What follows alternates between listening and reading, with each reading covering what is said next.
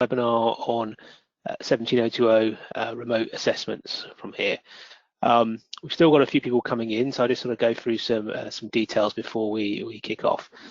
Firstly, just to let everyone know, this session is being recorded, and that will be distributed afterwards to all the people who have attended, if you need to sort of look back and check on anything that is here.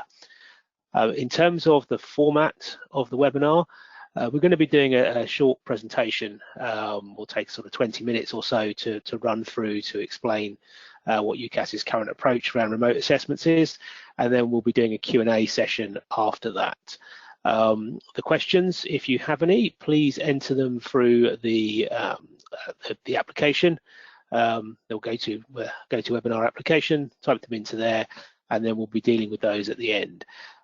As this is a webinar for our 17020 customers, we will be prioritising any questions that relate to inspection bodies on there, where we have some attendees from other types of our customers and some other areas as well. So if we can get around to your questions, we will, but we'll prioritise those from our customers initially. Okay. So to get us underway, just firstly to sort of say what our aim is on this session, and that is to communicate and explain our approach to remote assessment. So hoping by the end of this, that this remote assessing work that we're having to implement at this time, that the attendees will understand more what will happen and how we can work together to achieve the aims from there. So just a little bit about myself. I'm Jeff Ruddle. I'm UCAS's Strategic Development Director. The reason I'm giving this webinar session is, prior to this, my team were looking at a project around how we could do more risk-based assessment of our customers, which involved a level of remote assessing work. So therefore we have had to sort of accelerate that project. Something we plan to launch over a 12 to 18 month period. We launched in around a week, and as a result, yeah, we are learning a little bit as we go along with this here, but it has been very successful so far, and I will pick up some feedback later on. So from feedback we've been getting from our customers that shows that this has been working out there for the customers we've been doing it for so far.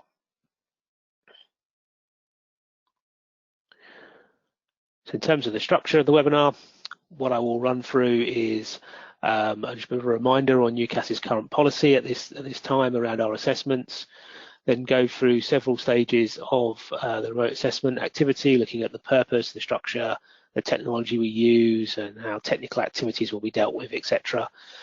Take a quick look at some guidance documents that are there for those who wish to refer to them. That may help you with understanding some of the requirements that are in place.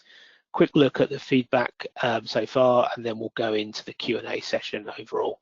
So the main bulk of this is going to be looking at the remote assessment approach. So quickly picking up on our policy currently, that is that the health and safety of our staff, our contractors and our customers is paramount importance. And that's the sort of principle that's been guiding us through this at this time, and that's obviously driven us to go to a position where all of our staff are currently working from home, and all of our assessments are being conducted remotely until at least the 31st of July. And that's been the case since the 17th of March. We did initially put in an at least until the 31st of May, but we've extended that now out to the 31st of July. And we are doing this. There's a couple of reasons here to talk about these assessments and the remote assessments that we're doing here. Firstly, at this time when businesses are being particularly challenged, you're operating in scenarios that are not normal, maybe with reduced numbers of staff, maybe with disruptions in your supply chain, having to deviate from your normal procedures. There is a need to maintain trust and confidence in the marketplace. So yeah, it needs to be, we feel that accreditation can provide an oversight to ensure that those services and products that are being provided by our customers are still fit for purpose, even when the businesses are being challenged as much as they are at the moment. And for that reason, our focus at this time is on surveillance and reassessment work, on maintaining the accreditation for our customers. That doesn't mean that we're not doing extensions to scope or we're not doing initial assessments. We are doing them. They are slightly more challenging to do under remote assessments, but they are possible. But they're not the priority should there be a conflict at this time. So yeah, if there are customers who need to extend their scope, even new customers that need to come on board, we can look at that. There is one exception on the priority there. Obviously, any activity related to the UK's response to COVID-19 will get the utmost priority from us when that comes through. So considering the types of scenarios around remote assessment, I think some of the sort of questions and that we've had coming through in here is obviously organisations are finding themselves in many different scenarios of how they have decided to respond to the pandemic and the impact it's had on their business operations. And we've sort of identified that there are sort of 4 main scenarios that an inspection body customer is likely to find themselves in. And firstly to say, in all of these scenarios, some form of remote assessment is possible. It varies quite greatly in terms of what we can do with organisations in different situations, but some form of remote assessment is possible. So obviously going from the first scenario, which is essentially the inspection body is still continuing to operate fully, including its on-site activities, and obviously they will be making necessary adjustments to ensure social distancing and the protection of their staff, but they're still continuing to provide their service. Then we have a bit of a mixed situation where some of the activities are being provided on site, but some staff are working from home. And that may include the provision of remote inspection, so actually performing the inspection activity remotely. And then sort of furthering on from that, with all of their staff working from home, through to the other option, which some of our customers have taken, which is the decision to furlough the majority of their staff. And what I'm saying there is, in all of those cases, some form of remote assessment is possible. Taking the most extreme case where the majority of staff have been furloughed, as long as there is a skeleton staff still remaining in there, it is possible for us to look at some historic records from the organisation, some historic inspection records, internal audits, management reviews, things along those kind of lines, to give us confidence to maintain your accreditation. And what we want to be able to do here is maintain your accreditation such that when time does come to restart your business and put it back in place, that accreditation is there to support your business at that time, that you can continue to operate and hit the ground running, as it were, when you come back, without needing UCAS to perform any activity or give you any kind of grant of accreditation to allow you to perform the activities accredited. If we can do something now to give ourselves assurance that we can continue to maintain that accreditation, that will allow it to be in place when time comes to restart the business. Some of those other options are obviously going to involve us needing to bring, you need to bring different members of your team together over various web conferencing solutions to conduct those assessments. And I'll pick up in the next few slides how some of those will be performed. So yeah, I think I've pretty much covered this at the moment in here already, but I think it's worth restating, the purpose of remote assessments at this time, because I think we appreciate we're unlikely to be able to do the full assessment that we would normally do on site. So we're focusing our activities on ensuring that the quality standards are being upheld, and therefore that we can maintain the trust and confidence that accreditation puts into the marketplace, that your clients, the stakeholders that rely upon the work that you perform can have confidence that even in these challenging times, the work that you're doing is still fit for purpose. And make sure that we place our customers in a position that when they do restart their business, they do so with their accreditation intact.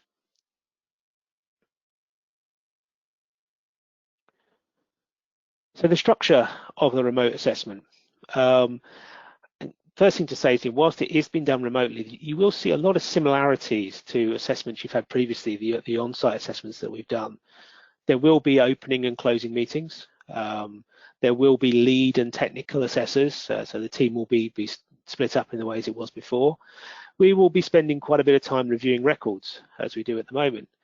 we will hopefully be witnessing activities, although that is probably the most challenging part, and I'll come to talk to that separately a bit later in the presentation.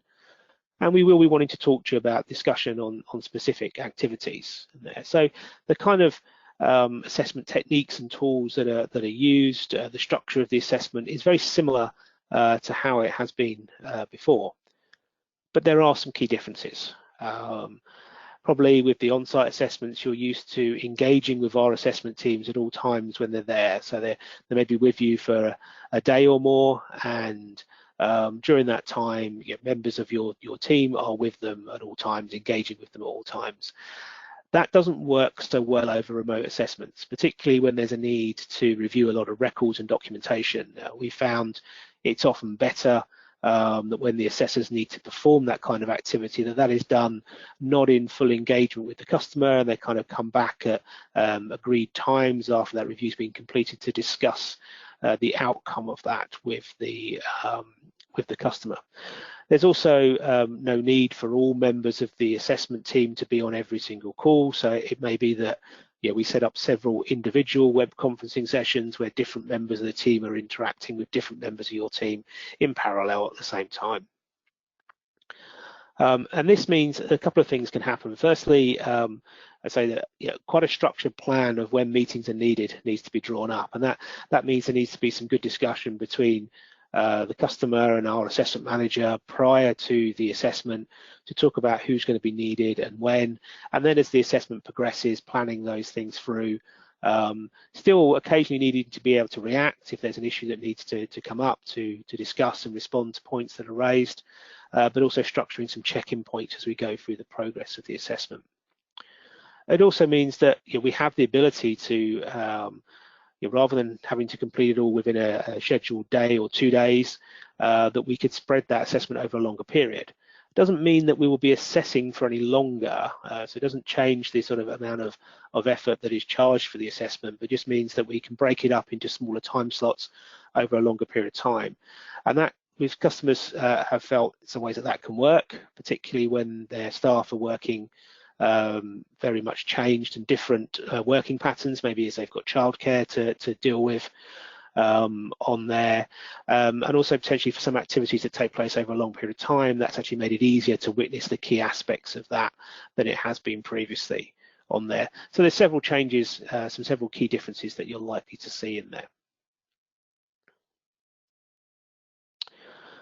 In terms of what we're likely to do, the approach for the technology that we're going to be using, well, there's several options that we have to use. There's lots of web conferencing tools out there that are available.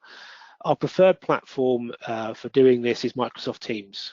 We have found it to be the kind of most stable platform for this. It's free to use for people who come in. UCAS would initiate the meeting requests. It's free to use for other participants. You do need to sign up for a Microsoft account, but apart from that, it's free to use. It has a mobile application allowing it a mobile phone device to be used for witnessing activities, as well as desktop and web applications that can be used for the more traditional web conferencing. If that isn't a platform that your organization is able to use, we do have some backup alternatives in Skype, GoTo and Zoom. Obviously aware, sort of particularly picking on Zoom, that there have been some concerns over security that have been raised within the media there, and while Zoom have done a lot to address them, we appreciate some customers may still have some queries over that. So we would sort of say if we're going off alternatives from Microsoft Teams, we want to be doing that in agreement with the customer, and we accept that the security of the chosen platform is suitable for what we're doing through there. I mean, if you do have your own systems that you want to use in there, then as long as UCAS can access those systems in there, then that's perfectly fine for us to use as well. It does make it a little bit more complicated in as much as we're not in charge of scheduling when the meetings happen and bringing our assessors in and things like that. But if you're not able to use any of these platforms, but you do have your own one which can be used and we can access it, then that is an alternative. Another thing to mention around technology is around file sharing. Obviously, with doing remote assessments, some of the documentation that we would normally have seen on your site now needs to be shared with us. A lot of that can be done over Microsoft Teams or Skype when you're looking at the documentations and screen sharing. That works okay when it's a relatively short document, but if there are large documents that need to be looked through, that should take some time, those are going to need to be sent through to us. What we do have there is the ability to use Dropbox for that to happen, and we're currently in the final stages of putting together a SharePoint site that will enable that to happen as well, particularly for those larger files or large amounts of files that need to be sent across. That's a much more efficient solution. Ultimately, fallback, if these technology solutions are not available to our customers, or we can't make them work, particularly in the case sometimes of poor internet connections, fallback solutions of email. It's perfectly possible to email the documentation across to us. Might need to split it down into multiple emails if there's lots of it, and using a teleconference. So those are the sort of the basic fallback solutions that we can use in those situations.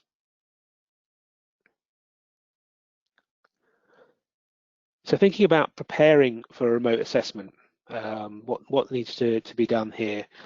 I think firstly, what I would say is you should have a talk with your assessment manager.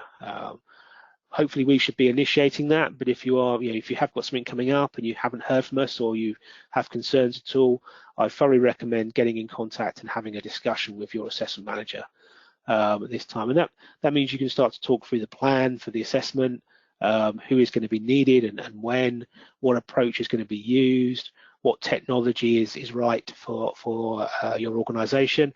It also gives you a bit of a chance to trial out that technology. So you could phone them up, but you could use a Skype call or a Microsoft Teams meeting to try out the technology that you're going to use and make sure you're familiar with that in there.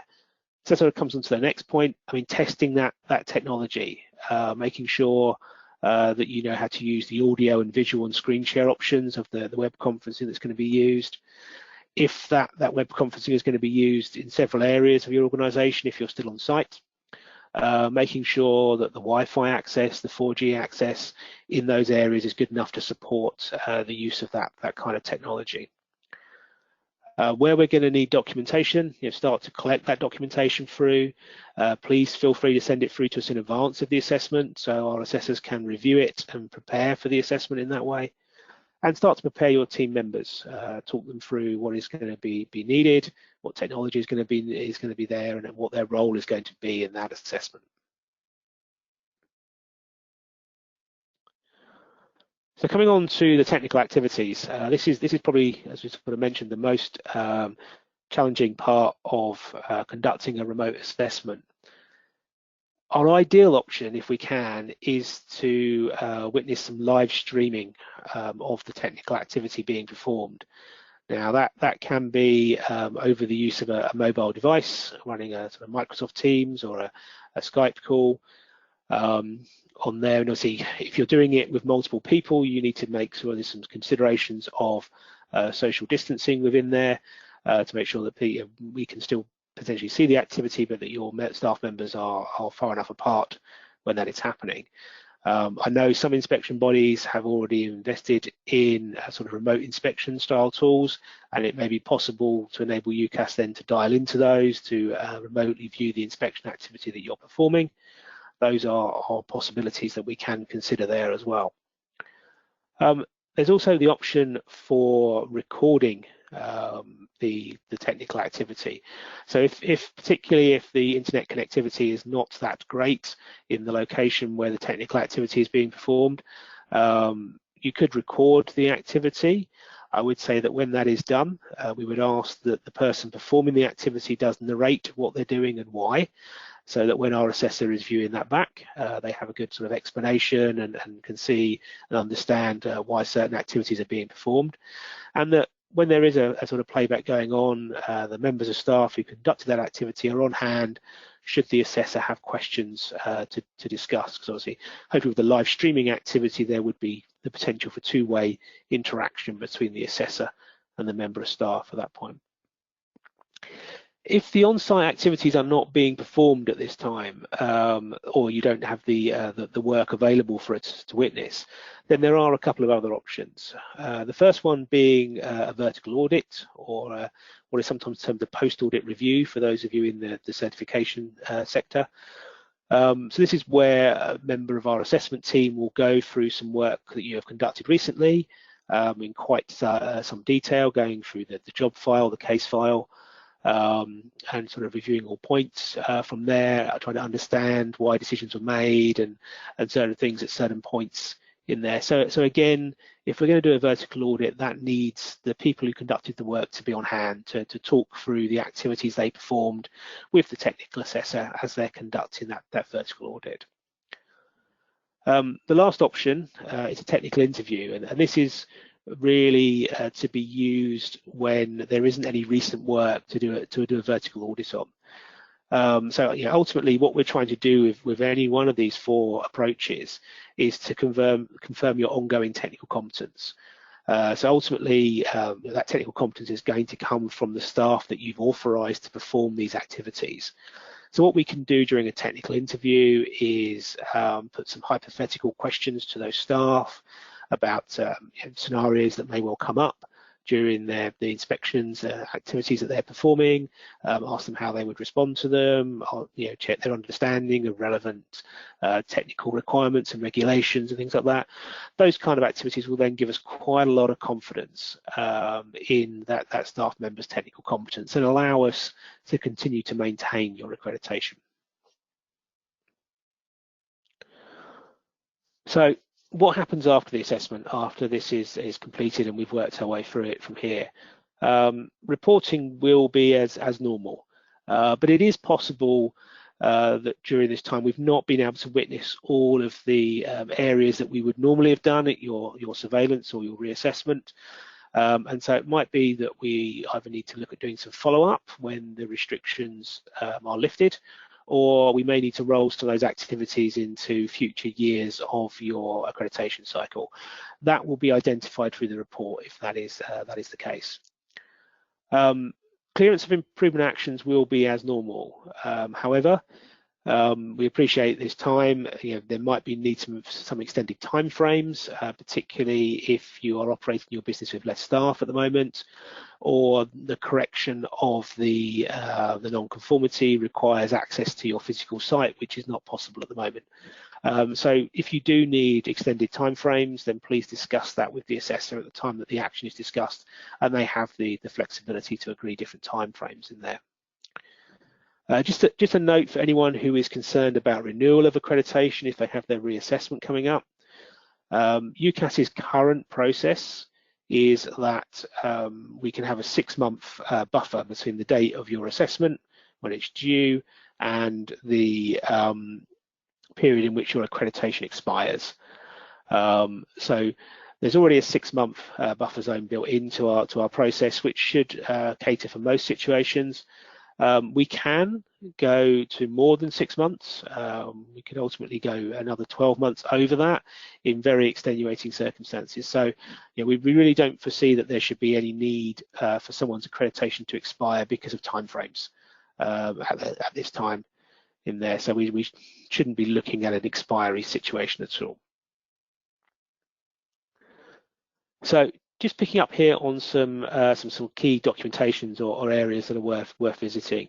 And firstly, we have created a sort of coronavirus hub on our website, so ukas.com/coronavirus, where we're maintaining all the sort of documentation and updates around UKAS's policy and approach. So that's probably an area worth visiting sort of periodically to make sure that you're keeping up to date with what is going on.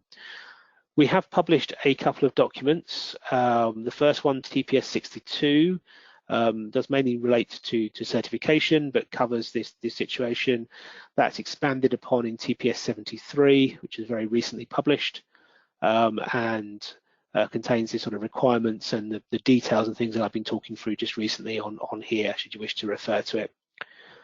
There are some publications from the International Accreditation Forum. These are targeted towards certification bodies, but I think if you review them, you will find the principles very much relevant to inspection bodies. So particularly if you're looking to start doing remote inspection activity yourselves, I'd recommend looking through IAF MD4 and IAF ID12 to give yourself some kind of views about what the sort of principles that an accreditation body will be expecting if you are going to start conducting your activities remotely. Also, for any of you involved in the certification activity, the IAF have set up an FAQ website, iaffaq.com, where they're answering questions that are coming in on there. I think there's currently around about 25 FAQs that they've answered on that site. So again, that's quite a good source of information.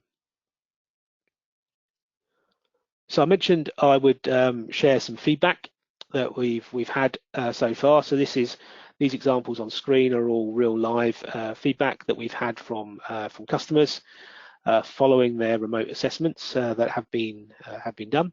So obviously we've been performing remote assessments since mid-March. So we've got a few weeks of it now experience in there, and generally the feedback so far has been very positive. I'm not saying there have been a few areas identified for improvement.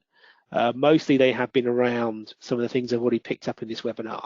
Firstly, the file sharing. The use of email for file sharing has not been great, which is why we've opened up the Dropbox facility and why we are going to be expanding that into SharePoint as well. Also, some of the feedback from customers was that sort of spending long times on web conferencing with the assessment team was not very efficient. There were sort of long periods of silence while documents were being reviewed, which is why we've changed that sort of guidance and approach for our assessment teams to tell them to do a large number of shorter meetings and review that information offline, as it were. But hopefully you can see here through some of the feedback that's come in place, it has been positive. I think the flexibility that we put into place has been welcomed. In some cases, some people have even felt that the assessment they've had has been more thorough than what they would have received beforehand. So we do know that remote assessments can work, and in these situations we appreciate the flexibility and cooperation that we're getting from our customers to enable these to be done. So that brings us to an end of the presentation. What I'd like to do now, I've got a couple of colleagues on the line with me. I've got Caroline Curley, our Marketing and Communications Manager, and Paul Greenwood, our Operations Director. They're going to join me for the Q&A session. So Caroline is going to be going through your questions and posing them to Paul or myself. So if you do have questions, you haven't put them in yet, please type them in. And Caroline, I'll hand over to you to see if we have any questions to start us off.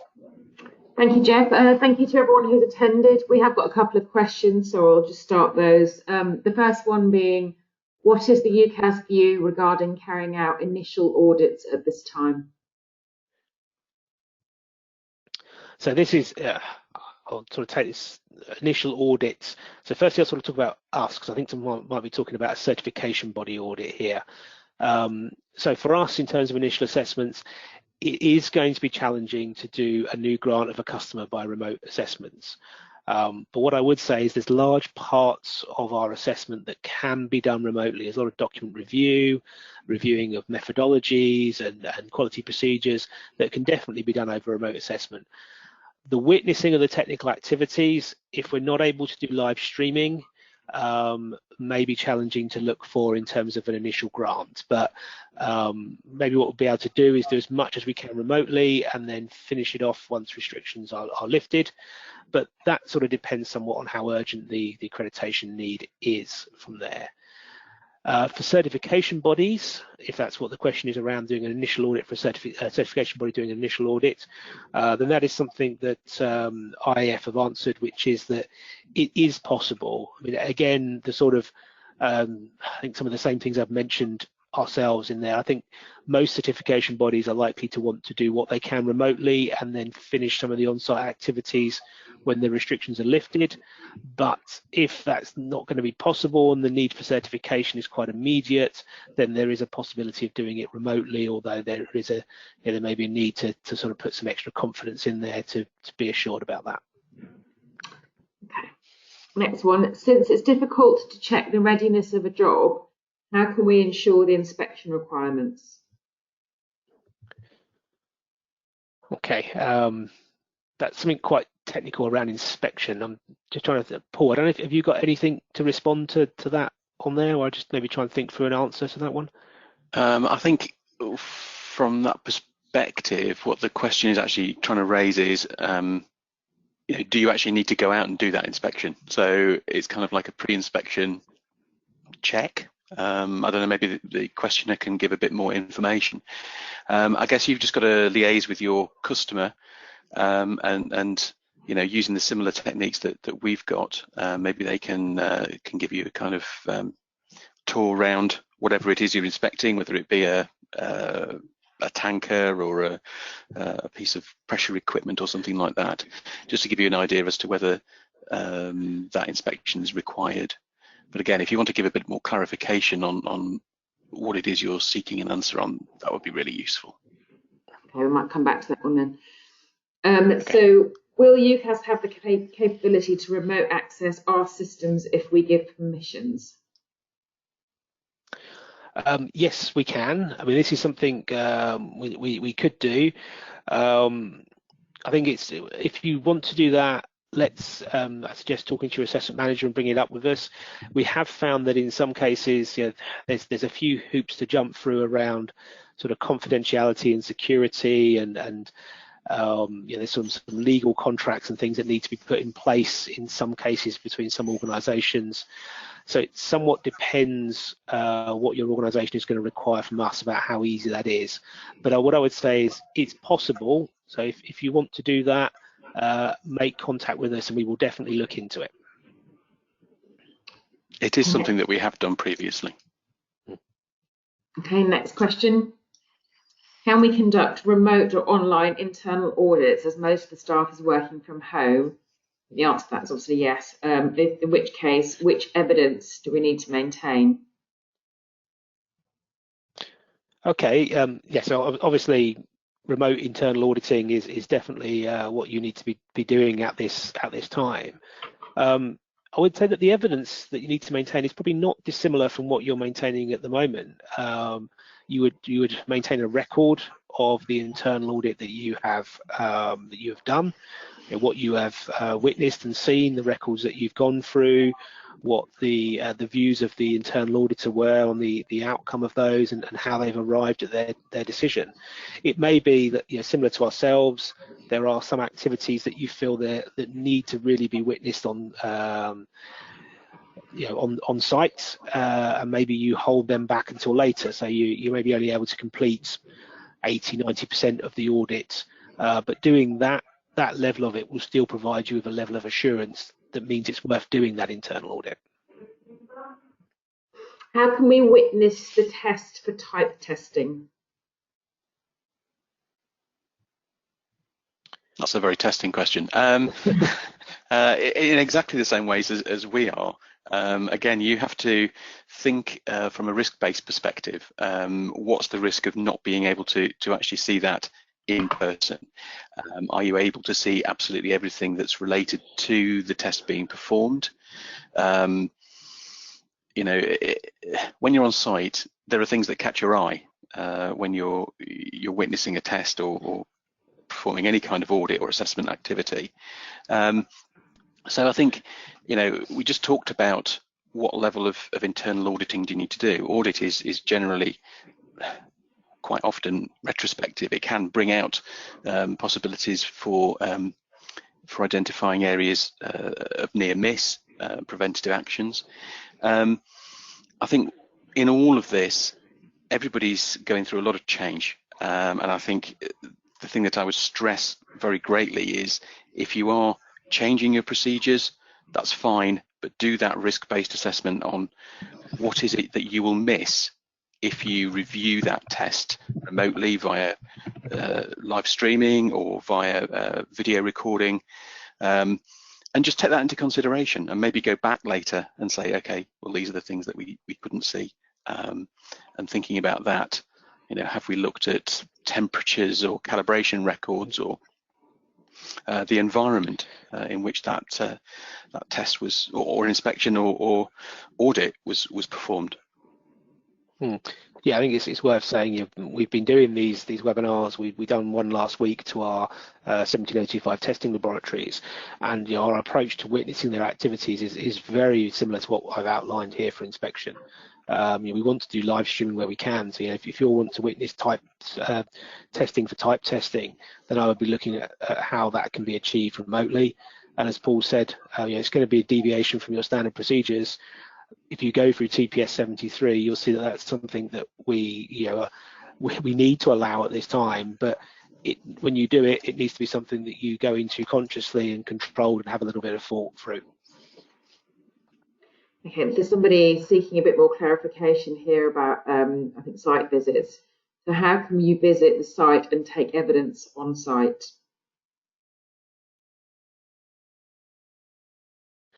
Is that how we can visit the site, Karen? You broke up a little bit there. Yeah, it's how can we visit the site and take evidence on site?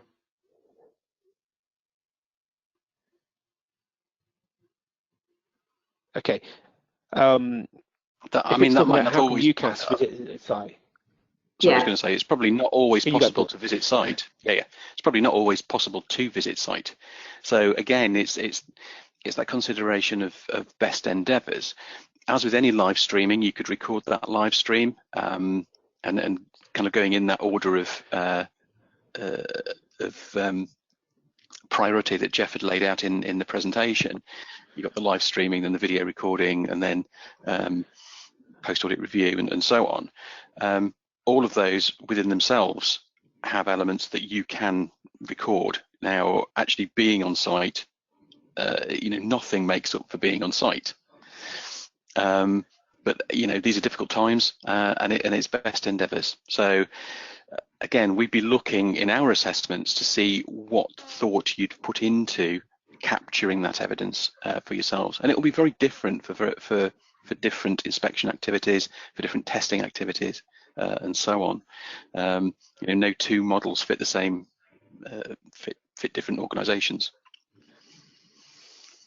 Okay. And next question is, it was said that accreditation is extended by 6 months and in some cases 12 months. What would happen to subsequent surveillance assessments in these circumstances? Okay, so yeah, your accreditation cycle remains as it is. So your renewal would be from your original date of expiry. So the reason that we have the sort of 6-month grace period is UCAS accreditation has a 4-year cycle. When you were first accredited, anyone who's gone for that recently will know that their first visit is 6 months after grant, and that is done so that there is this 6-month buffer between the date of your reassessment and when your accreditation expires, which is the period that people normally have to clear out findings.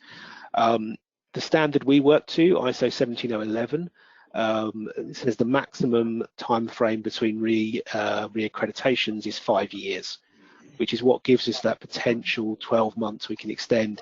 But that's not something we can just do carte blanche. There needs to be real justified reasons why we're extending that, and we need to have some evidence that the organisation is still operating in accordance with accreditation to do that extension in there. So we might not have enough evidence to do a full renewal, but we probably have, we might be able to get enough evidence to kind of do a sort of extension to that expiry date for that period of time to allow us to get through this period. There's a question about data protection and what happens to the documents after the assessment is complete. Okay, yeah, we do have so we have some sort of security statements for those organisations that need them in there. I think, in terms of what happens to documents after the assessment, it's pretty similar to what we do at the moment. So a lot of the documentation that you provide to clear findings and things like that, for instance, we retain for a number of years on our systems at the moment anyway, because it kind of might need to be referred back to in future assessments. On there, we're currently looking at how long we retain things on Dropbox and whether we take things centrally off of Dropbox and bring them back into our own systems on there. But really the sort of document retention is going to be no longer than what it is at the moment. But obviously we're aware that by doing these things remotely rather than kind of seeing them on site, we're likely to be sharing more documentation. And obviously we're going to be discussing issues over web conferencing. So some customers may have questions around security concerns. Those can be quite individual to certain organisations depending upon the nature of their work. So if you do have them, please bring them up with your assessment manager. We've provided guidance for them to allow you to respond to your questions. Thank you. And the next question is, what about extensions to scope if an inspection body wants to go for new scopes? Yeah, I think as Jeff mentioned in his presentation, the main focus is absolutely on retaining and ensuring ongoing competence, so surveillance and reassessment. But that doesn't preclude us doing new applications for extensions. Again, as Jeff explained in terms of the initial assessments, there's often a lot of background work that can be going on, but if we do need to witness activities, and that's an absolute sort of on-site requirement, then it may be that we need to delay the actual grant of that accreditation. Now, having said that, a lot of organisations are already in the process of going through extensions to scope, and we are, as far as possible, trying to progress those, because a lot of witnessing has already taken place. So if you've already got an extension to scope application going through the system and you've had an assessment, that will continue. And again, our staff are using some pretty innovative techniques to try and progress extensions to scope remotely, using those remote tools, and there are often possibilities that we can look at in terms of conditional grant of accreditation, particularly in areas that aren't new to a customer. So if it's something that you're just building on in terms of an already accredited technique or inspection activity, that's often easier for us to grant using a desktop review, for example. I think the other thing that's probably worth saying is that we're really trying to support this, the government and everybody trying to sort out the COVID-19 issues. So there is a lot of applications that are coming in terms of COVID-19 testing and development of new equipment, and we are, wherever possible, supporting those, and in some cases we are deploying staff, obviously with the correct PPE. Thank you. There's a question here about if you're working on a refinery, the use of video equipment or live streaming will not be possible. So can we recommend any alternatives? Yes, I think in those cases, that's where we have to kind of fall back to using the vertical audit approach or the technical interview approach in those situations. Yeah, if you're not, if site restrictions prevent you from using kind of recording or live streaming devices, then we'll fall back to those other two options. I think that was something you were looking at as part of your strategic project, Jeff, was ATEX equipment and being able to take some of those live streaming Google Glasses on site. Yes, we are looking at that. I think the challenge with that at the moment would be early in development, and we'd need to be on site to demonstrate how to use it to the customer, which obviously at the moment is a bit of a challenge. But longer term, that is definitely a potential option. Next question is, do we have any examples of good recording devices for witnessed audits? Can we recommend some that have been proved as effective? To be honest, a good mobile phone is normally, the cameras on some of the sort of higher end mobile phones are perfectly adequate for what we've been doing in here. And what we have seen, you need to think about how the person doing the work is going to be interacting. If they are interacting with the assessor, they're possibly going to need to have the camera static at some times to sort of put to the side while they're talking and working on the activity, but then still the need to pick it up and maybe to show the assessor a very specific close-up view of a certain piece of equipment that they're inspecting or looking at on there. So it might be best, we've sort of seen some people using these kind of small tripods that you can attach to a mobile phone that allows you then to have it static, but also pick it up and direct it. Some other people have been using selfie sticks, people selfie sticks while people are socially distancing from there, so have a second person doing the recording or videoing of that activity from there. I do know some of our inspection bodies, Paul mentioned, we're looking at kind of head-mounted camera, Google Glass style options. I know some of our inspection bodies have already invested in that kind of technology and are using it. And that could allow us potentially to dial into the live stream that's being generated from that device.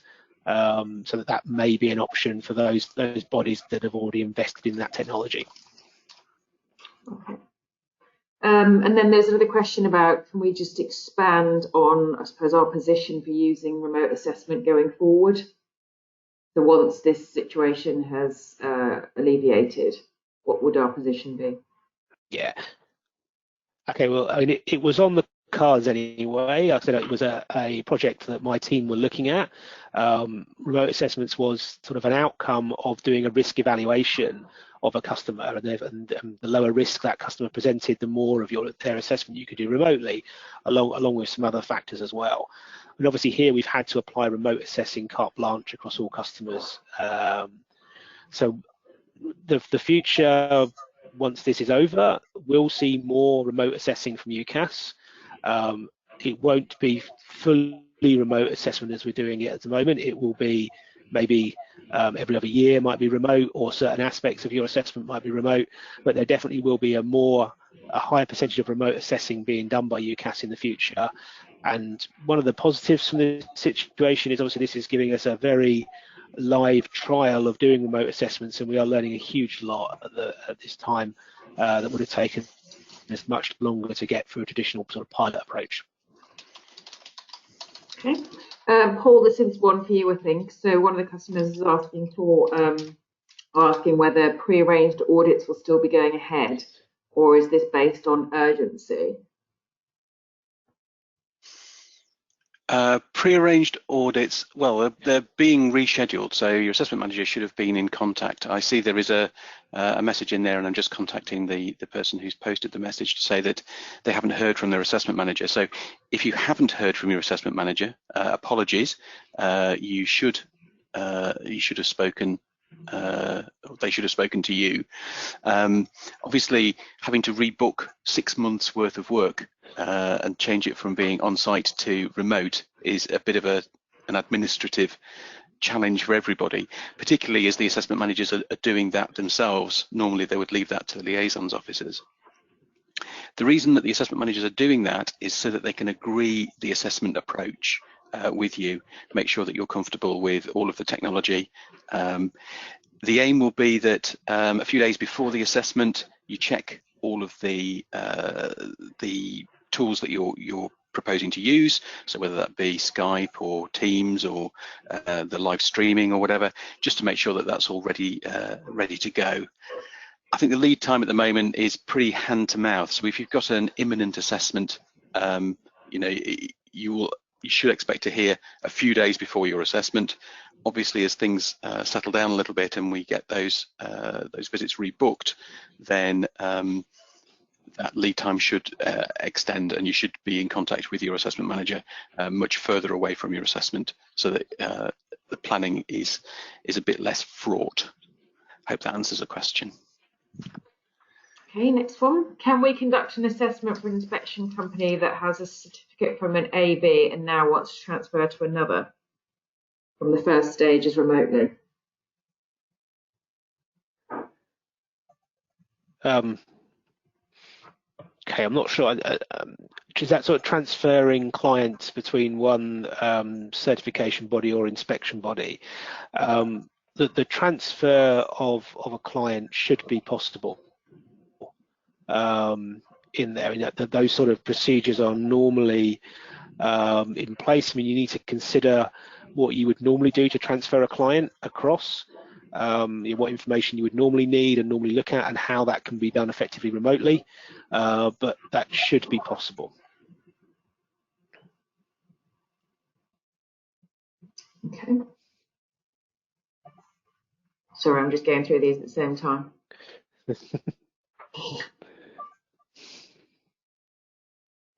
One here about extensions. Just to confirm my understanding, would 6-month extension be applied for closing of improvement actions? It depends how long it takes. Obviously, we would hope that customers would be able to close out their findings within the normal 1 month period.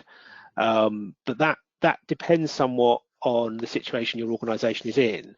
And obviously, if you furloughed most of your technical staff, if you no longer have access to your normal site and facilities, your ability to address the actions within a month is likely to be limited. And in those cases, we will be able to agree some longer periods to send in the evidence for, and that may then mean that we have to extend your expiry because of that perfectly understandable delay. So that the 6 month is not something that will automatically apply to any organisation at this period. It's something that we will apply as and when we need it and the situation arises, and we do that somewhat at the moment anyway. So this is not a new process to us. We you know, not huge numbers, but we have routine numbers of customers that for various reasons come up against that deadline period and need to have a short extension just to clear a final couple of hurdles before we can renew their accreditation. Yeah, I mean, as Jeff says, I think as part of the assessment, on the assessment report, we normally agree an action return date. And I think as part of your assessment, if you're going to have problems clearing the corrective actions in the normal sort of 1 month timeframes, have that discussion during the assessment at the closing meeting, and get the agreement with the assessment manager then, rather than just us constantly having to chase you every month to say, why haven't we had it? Because we'd set the date as being a month. Okay. Another question about environment. So some offshore environments have limited or no mobile networks. So how could remote site witnessing be performed in such cases? Okay, I think we've previously done some stuff on offshore using video recordings. So the video recording is a perfectly possible option on there. But again, if that won't work because you're not able to have the equipment on that offshore facility, then we can fall back to the vertical audit or the technical interview in those situations. Okay, can we create mock areas to maintain technical skills, and would this be acceptable to UCAS? Yes, that is another option. Should you be able to set up a suitable area to show a sort of mock demonstration of the inspection activity taking place, as long as it's good enough to demonstrate competence. Come back to what I was mentioning before. We want to make sure that your organisation continues to maintain its competence. So as long as it demonstrates that, then yes, that is an approach that could be used, and we could see a sort of live streaming of you doing that mock situation if you're not able to access sites at the moment. Ongoing competency assessments are also difficult to perform due to social distancing. What measures or deviations to this process would be acceptable to UCAS in order to maintain quality assurance? I think that's part of that risk-based assessment that I think you as an organisation need to perform. I mean, I can't provide a huge, long, definitive list of the kinds of things, but obviously we'll ask you if somebody's inspecting something that's incredibly small and very close up, and you can't get within 2 meters. Is there a possibility here that you could get them to record what they're looking at, still on a mobile phone, for example, albeit the person is only standing 2 meters away, but they can't see what you're seeing as an inspector. So I think just kind of weigh up the things that are going to be missing. And as I say, it's absolutely impossible for us to provide that definitive list. What we'll be looking for is to make sure that you've considered how best to conduct that competency assessment. Okay, if some of the inspectors are furloughed or the sites are closed, what is UCAS's view on delayed programmes? And how would that impact the authorised personnel list? Okay, if you have taken the decision to furlough your technical staff, that will be because obviously there's no work for them to do at the moment, or the work that they need to do is not possible to be done at the moment. So there is going to be, I suspect, some delays in routine inspection programs on there, that there's then going to be a need to catch up. So they sort of look at it how can we do it? How can you plan the work, thinking about what you do when you bring those inspectors back online. You know, what's going to be your approach to picking back up those inspection programs from there? Those are the kind of things that we would be expecting you to look through. You know, as I mentioned before, if you have taken that decision to furlough a lot of staff, we can probably do something to keep your accreditation maintained, because what would not be an ideal situation is that when you come to restart your business, that you've then got to come to us to get your accreditation back in place before you can go out and conduct that work. We want to make sure that even though we've not been able to do everything, we leave you in a position that you can start using your accreditation straight away as soon as you restart your business. Okay, I think in the interest of time, we've received a few more questions, and I think this is what happened last week as well. So I'll put one more to the team, and then I would suggest what we'll do is we will forward this presentation to everybody after the webinar, and we'll also follow up. We are in the process of producing some more FAQ documents that are addressing some of the issues that are coming up in this webinar and the ones that were performed last week. So from my point of view, thank you to everybody for submitting the questions. They're incredibly useful. And from my side, I'll just close with one, which is the process to agree improvement actions different to a normal assessment? No, not really. I mean, obviously, normally you would be sitting next to the assessor, and you might sort of be working on their laptop and typing in the agreed improvement action at that point. I think you know, what we can do here with most of these web conferencing solutions will allow file share, screen sharing. A lot of them enable the remote person to take control of the screen at that point. So I think it's perfectly possible to have a discussion with the improvement action document on screen, and for the customer to say what their response is going to be, and possibly even to type that in themselves by taking control of the screen. So yes, whilst you'll be physically separated, I don't think the approach that we use of kind of discussing the action and agreeing the approach will change anywhat in here. I mean, Paul, your guys have got a lot more experience of doing that. Are you getting any feedback that that's changed? No, not significantly. I just, so while Caroline ties this up here, I'd just like to sort of reiterate my thanks to all of you for your time this morning and for all your questions. As Caroline said, we are producing FAQs, and hopefully very soon we'll put the first batch of FAQs out that came from last week's webinar. So we will be going through all the questions that you have put on here, and where those vary from the ones we've had before, we will draw up further FAQs that will be published in the coming days through our website and through social media on there. So if we haven't got around to answering your question in this session, I am sorry, but we will look to do that later. And if you do have some very specific points that need following up, I know Paul's been diligently sort of tracking through the questions on there and getting members of his team to follow up with people where they've got something very specific about their accreditation that needs answering. Yeah, I would say if there are some very specific ones that are, you know, please accept my apologies if you've not had contact from us. If that is a situation you're in, please don't hesitate to contact me. My email address is very straightforward. It's just pg@ucas.com. So that's pg@ucas.com. I've tried to contact the people who have put in specific messages, so hopefully you'll have had information through with that email address on. Okay, Caroline, any last words from you before we close down the session? No, I just think it's to say thank you again to everybody for attending. The questions are very useful, and we will follow up. So thank you. Yeah, thank you everybody for your time. Please do stay safe and well, and thank you for your participation. Okay. Yep. Thank you everyone for your time. As Paul said, stay safe, stay well, and hopefully we can all work through this together.